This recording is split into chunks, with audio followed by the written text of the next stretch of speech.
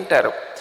శంకర భగవత్పాదులు అనుగ్రహించినటువంటి కంచి కామకోటి పీఠాన్ని అధివసించి 68వ పీఠాధిపతులై నడయాడినటువంటి దైవంగా కీర్తింపబడి శ్రీ శ్రీ శ్రీ చంద్రశేఖరేంద్ర సరస్వతి స్వామివారు లోకానికంతటికీ ఎన్ని విషయాలను ప్రబోధం చేశారో, ప్రదోష వేళ అన్న దగ్గర నుంచి పూజ వరకు యజ్ఞం యాగం ధర్మం ఆయన చెప్పనటువంటి విషయం, ఆయన స్పృశించని విషయం లేదు.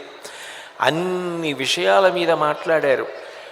ఆ కాలంలో శతవర్షశేఖరులై 100 సంవత్సరములు జీవించినటువంటి చంద్రశేఖరేంద్ర సరస్వతి స్వామివారు 13వ ఏట సన్యాసం తీసుకుంటే 87 చాతుర్మాస్యములు నిర్వహించి ఇక ఆయన నమస్కరించడానికి వీలు లేని వ్యక్తిగా ఈ భూమి మీద నడయాడారు.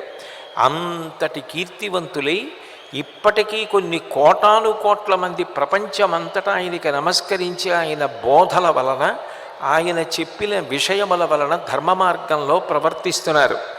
అట్లాగే రామకృష్ణ పరమహంస, వివేకానంద స్వామి, రమణులు, భగవాన్ రమణులు అరుణాచలంలో ఒక్క మాట మాట్లాడితే ఆ మాట అవతల వారికి ఎంత దిశానిర్దేశం చేసేదో.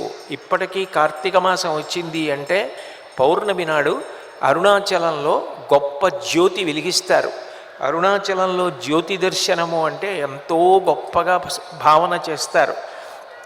అటువంటి చోట ఎప్పుడో ఒక్కసారి నోరు విప్పి ఒక్క మాట మాట్లాడితే చాలు, ఆ మాట ద్వారా లోకానికి అంతటికీ గొప్ప సందేశం ఇచ్చి కోటాను కోట్ల మందిని ప్రభావితుల్ని చేశారు.